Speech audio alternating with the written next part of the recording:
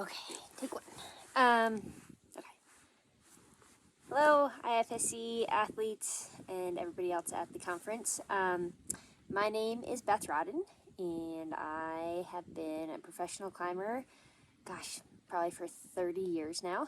I'm now 44, but I was once in your position, sitting in the seat that you're sitting in now. I started climbing back in the early 90s, and I started competing right away. And probably just like you, I fell in love with competing, I fell in love with climbing, and it's kind of everything that consumed me. I dreamed about it, I lived it, I ate it, I breathed it, everything. And I started having success pretty early on. I was junior national champion 4 years in a row, and I went over and competed in World Cups. Back then it was called Junior Worlds, and then just the Adult World Cup. I podiumed and did pretty well, actually.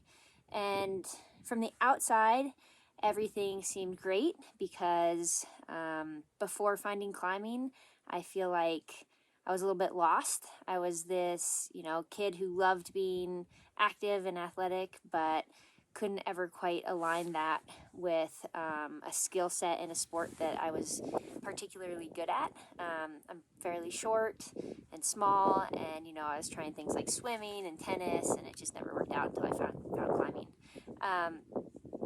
And so climbing honestly gave me a ton. It really gave me this sense of purpose, this drive.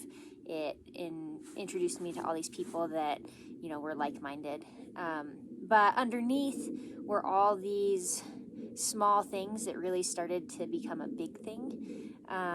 Climbing back then was a pretty new sport, and there wasn't a lot of research around training or around specifics on how to get better, any scientific thing like that. And so one thing that I saw and that I heard from fellow competitors or from mentors was that if you were lighter, then there was a direct correlation to an easy way to get better. Everybody always talked about strength to weight ratio. And I had mentors tell me that they would lose 5 pounds before every competition and then gain it back afterwards. And I heard that sort of thing, and with my competitive mind, I thought, I can be even better than that and more disciplined in that I can lose 5 pounds before the competition and not gain it back. So I saw controlling my eating and my weight as this tool that I was really good at to use and to utilize to improve my climbing. At the time, I thought I was just more disciplined than everybody else. I thought I was, really good at using that tool coupled with my training. But then it started to, morph and grow into things like I saw other girls my age starting their periods, and I thought that, I don't want to do that because that means I'm unathletic and I'm not being disciplined enough, because if I am heavy enough to start my period, then that means that I'm going to be too heavy to podium at another World Cup or win another competition or whatnot. And so I saw that as something that I wanted to delay and I wanted to push off as long as possible. And with that, I started looking at my body and really developing this self-criticism of this inner dialogue. For an athlete, I feel like, especially a climber, I feel like I've never had big, strong arms. It's just how I'm made. But I saw that as something that I really didn't like about myself. I never had a six-pack or a really fit stomach.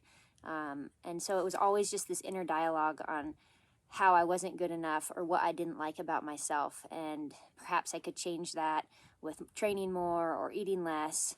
And it just really became this cycle on how I participated in the sport. So that went on throughout my teenagehood. And finally, when I was 19, nature kind of took over and I did start my period. And back then there was no talk about the benefits of having a cycle, how eating does fuel things. It was all about just performance and just achievement.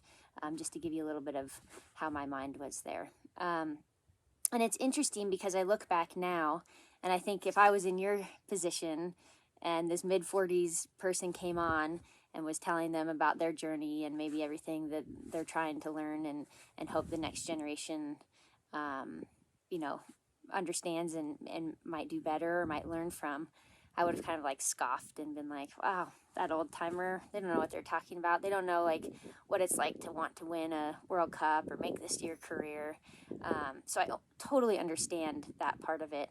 But I remember that vividly, and it's a feeling that I can definitely remember and understand that, oh, I'll just do it for this competition. If I could just win this one comp, or if I could just do this one route, then, I'll get better, or I'll stop doing this. And so that perpetuated for me through teenagehood. And then once I got into my 20s, I kind of transitioned to outdoor climbing, and I really was able to push the sport forward in outdoor climbs, establishing, some of the hardest trad routes in the world, and free nail cap and things like that. And I wouldn't say that my relationship to eating was normal then. I did have a period, I probably looked healthier, but it wasn't something that I think I really started to see my body as something to nourish until I became a mom. And prior to becoming a mom, I went through probably a 5-year period of just cascading injuries. It was something where I was, kind of on the top of my physical form, climbing a 14C, and then I just like kind of cascaded down. And I think honestly it was the decade plus of just really manipulating how I used my body, how I ate or didn't eat, that my body just started breaking down. And I got to this point with climbing where, I didn't know if I wanted it in my life. I didn't know if I should incorporate it in my life.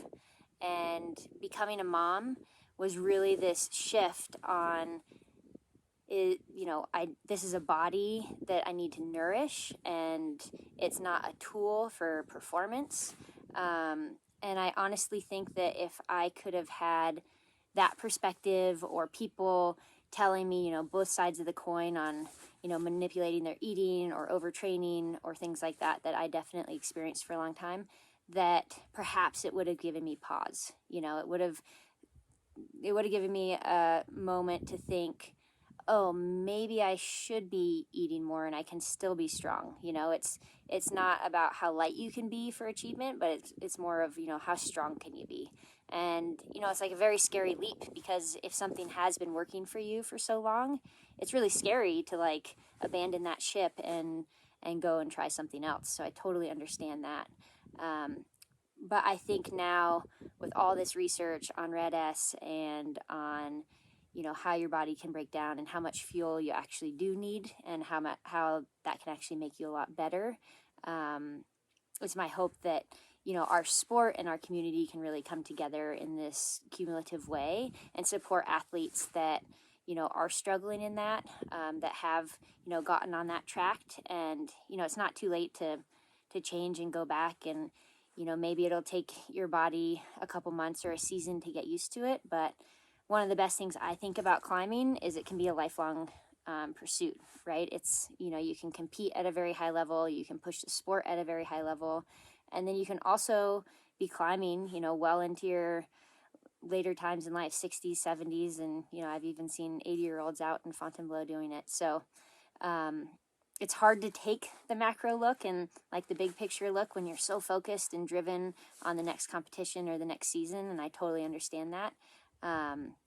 But that's something that I wish I would have, known and learned a little bit. So good luck to everybody this coming up year.